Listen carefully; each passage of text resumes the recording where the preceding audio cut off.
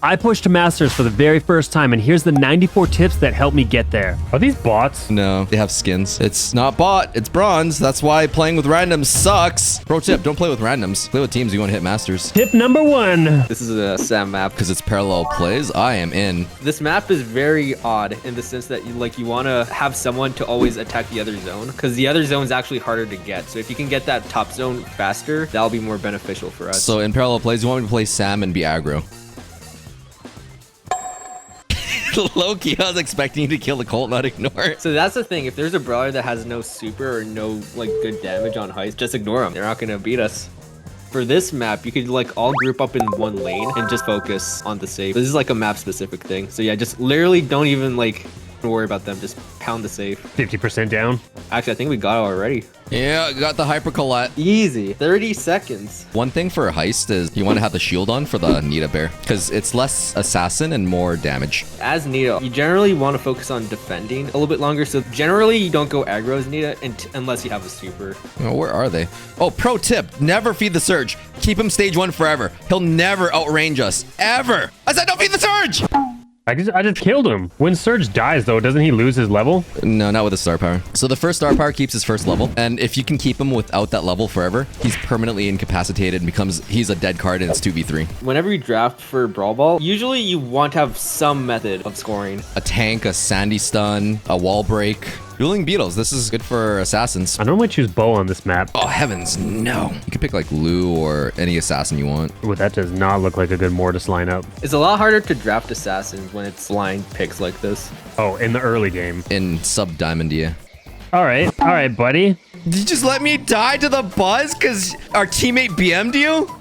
Oh my god.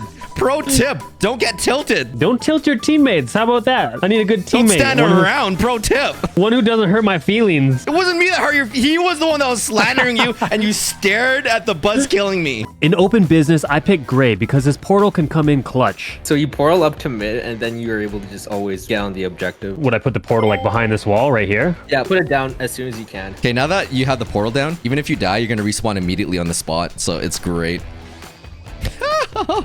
They have a Chuck. Anytime we face a Chuck, we have to base race because we don't want to waste time defending. If he sets up, you can't really defend against him. Like, he's going to take out the safe eventually. So it's better to just focus all your attention on taking out their safe as opposed to worrying about the Chuck. I've got vision gear with Rico on this map so that we have lane control. If I have the right lane, you guys can probably control the whole situation better. Dynamite's almost always good in Brawl Ball because he has wall break and stun control, so that's almost always solid. Boom. Oh yeah, I shredded them!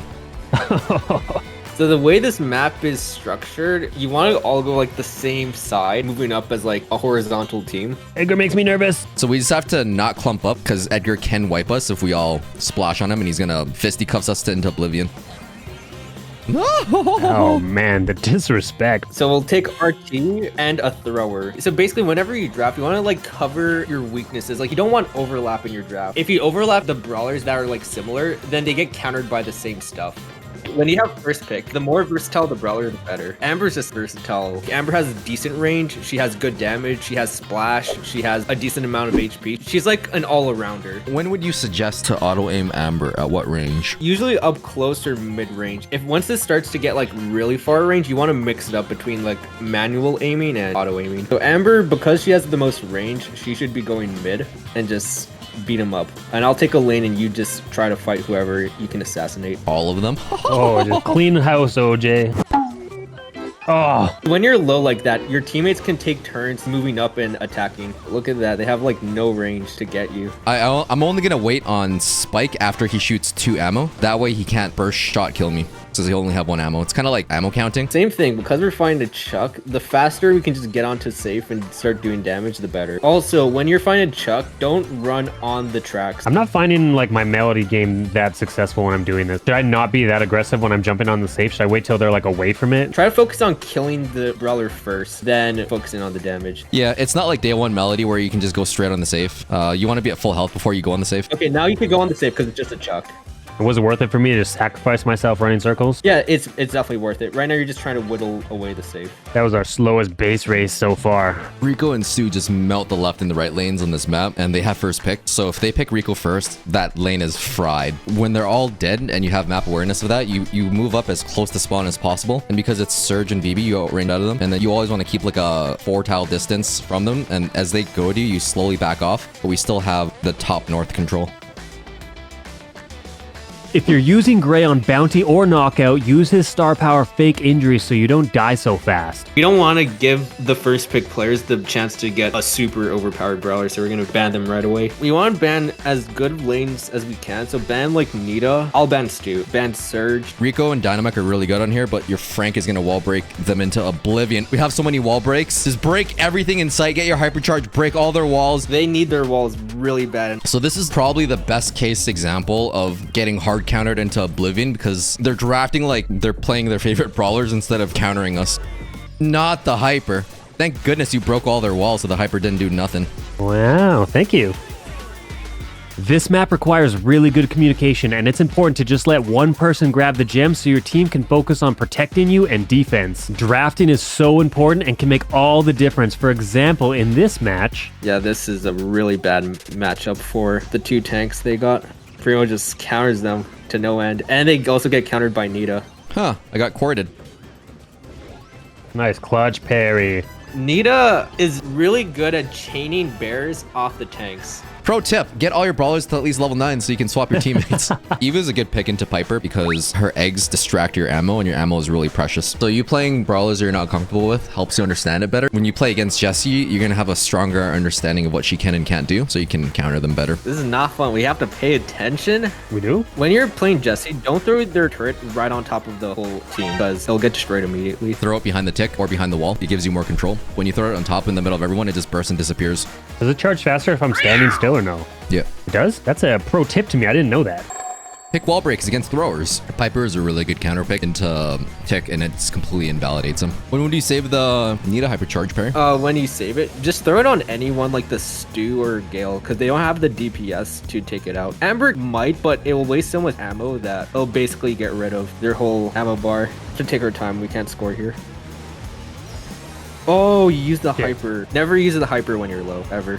Remo, right? The other two are in mid. Pro tip, callouts are important. Pro tip, make sure your Lu super covers the whole block. Penny just has a lot of control once she gets her super. She could play as either the mid or the lane, and having versatility like that is really helpful. Buster's really good for countering brawlers that shoot a lot of shots, and Rico and Stu, they shoot quite a bit. Pro tip for Amber, when you're in the grass, just scout spread all of your attacks so you know where the cat is and keep distance. Scouting, cat's helping. There's burn cat, burn cat.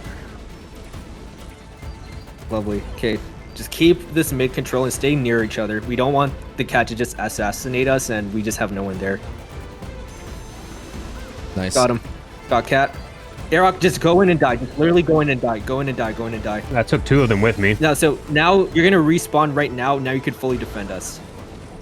There we go. That's a pro tip right there. Don't blow up this wall. If you can keep that wall, try to keep it. Certain walls you want to keep because it's funneling walls, essentially. It helps funnel them in to make it easier to take them out. Nest egg is just really good for defense. There's like very specific lanes they have to go through. The nest egg is going to slow them down and it's going to prevent them from getting close to her safe and it's going to pinch the lanes, letting you kill them.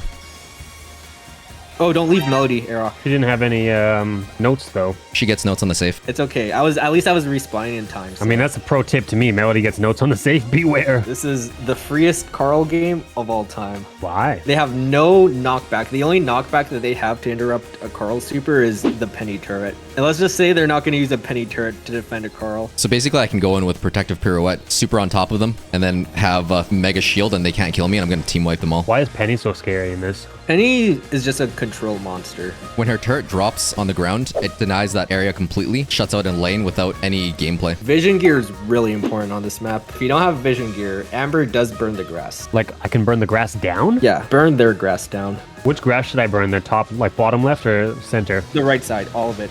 This is a good Lu map for me. Every hot zone map is a Lu map. Why is it a bell carry game? I counter the 8-bit because if I just hit the turret, it just infinitely bounces and it invalidates the turret completely. Oh, their turret turns into like a bouncing, you just keep hitting the turret? And they can't stay near the turret, which is the only good thing that 8-bit is good for, but he's so slow that he's not going to do diddly squat now. When it's 95%, just rush mid. For gem grab, as long as you have a lead of 3 gems, you are free to just ignore the mine in the middle and just survive for countdown. Oh, I'll pinch. Good kill. I don't know if they can't stop it. They can't stop it. Just don't die because you have gems. Pro tip, because we don't have any control of the thrower, you're the only one that can control the lane. Do you like to put the tick head above or behind? Depends on the scenario. If they like wasted a bunch of ammo, then put it in front. But sometimes if you want to like farm another tick head, throw it in the back and then start shooting forward. I think we could play a passive game. So what I'm going to do is I'm going to try and break open the map. Once we get any lead, we're just going to stay back. The strategy of this map is once Brock gets super, he can wall break everything, and we're going to have like a 1-star lead, and we're going to win by hiding behind the walls because we don't have any wall breaks. They're really pushing my lane.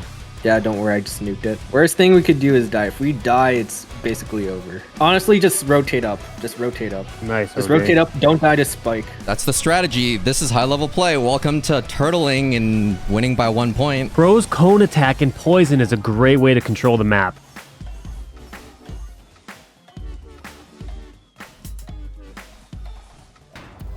Pro tip, don't die in knockout because it makes it exponentially harder for your team when they're outnumbered. When you're backed up in Brawl Ball, you have to defend. Corner the ball so you can focus on the enemy team. Corner. Corner, corner, corner, corner. Corner it.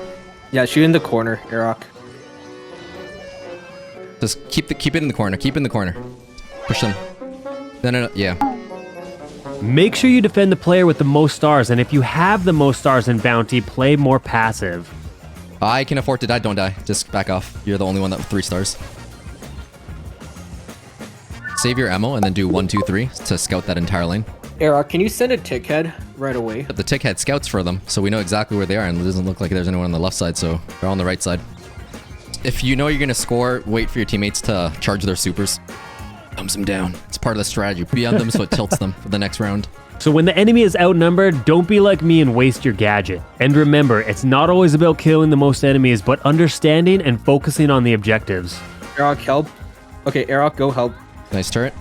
All right, just support me for this Edgar get on. Objectives are always going to be more important than kill death ratios. I captured the most enemy zone, which was the hardest thing to do. You got to change your gadget loadout based on your draft picks because they have 2 melee comms. I'm going honey molasses so that they can't run us down. I'll go right. I saw Daryl. Pro tip, wherever you see them when the match starts, go into those lanes. When it's 3v1, let your teammates charge their supers off the poor soul who's left over. Okay, got him. Got Gray. I'll let you charge on the Piper. Got it. Nice, you both got supers from that. You can sacrifice yourself on the last push of gem grab to respawn with a shield if you're not the gem carrier. Both go in. Both go in. Like right now. It doesn't matter if you die. On the second half of the push, we recruited Zemp for more tips and a different perspective. You want to ban Poco if you're going for loot versus big. Poco's gadget can cancel the loot stun. Any tank comp just gets slowed down by Juju if she just stays on the right side. Like behind that little pink wall. You can go behind the wall, you can go off the water, and you can go on the water. You gotta take out Penny's turret ASAP because it can be game-changing. Go for Penny's turret. Okay, hold on. Rico's hyper, he's gonna... Yeah, you just got to rotate to the left, take out Penny's turret because we're being oppressed on the left and then we're chilling after that. Yeah, rip. Wait, maybe? No. Tip 79, Angelo is trash against turrets. It's pretty obvious, but not maybe in the heat of battle, so remember, if you're using a water brawler like Eve, Juju, or Angelo, use the water to your advantage. You know how to auto-aim with charge on Angela? No. You just auto aim and then let it go whenever you're... Like pull it back to the center and just let it go? Yeah. It just let go of the shot. You just hold it and then just leave it there. You don't have to pull it away. Don't remove your Oh, I got it now. But it's good to charge it like that, and then you can pull out the aim. Max is hyper. If you stack, you charges your super. The energy drinks triple stack on us if we all clump up in the middle for 2 seconds. If you're fighting an Ashe, try not to break the walls and use them to your advantage. Daryl isn't a great option against Byron because he can heal his teammates while doing 2,000 damage to Daryl when he rolls up on them. Amber's Dancing Flame gadget is best used in Heist and against tanks, which I did not use this game. Picking the right gadgets for the right mode and the counter comp can meet the difference between a win and a loss. Alright, we just gotta play good defense here. It's just over, isn't it? I got no ammo. Really gotta, yeah, that gadget just isn't good into tanks at all. Big shout out and thank you to Zemp. We got Perry back here and he reminded us that if you can't score in Brawl Ball, don't force it and play more defensively. There's no rush. Defend. Be careful. Cordelius is a good counter for Daryl because you can just banish him to the shadows before he rolls around and causes too much chaos. Vision is one of those things when you play solo, it's crap, but it's like very necessary for high level play. When you're playing sweats in higher ranks, it's super important to pick versatile brawlers, especially on the first draft, and bring the correct loadout. You already saw it coming a mile away. You shot into the box. Pro tip, when the Frank uses a hypercharge that breaks his own walls, shoot into the wall that's going to break and you're going to score. Hyper is actually a good counter against Brock because she's got better attack speed and range. Start burning your gadgets by the end of the game to hold them back so that you can maintain position and lead. Sometimes you gotta be the hero and get kicked in the face for your friends. Aroc, if you want to tank it, be my guest. Perfect. Eric getting kicked in the face. Sometimes you need to sacrifice someone for the greater good. Plus 25? Alright, well this is Legendary 3. Expect the elo to suck because that's how it works. Stay tuned for the next video that shows exactly how this push went, and thank you OJ, Perry, and Zemp for the push and all the tips.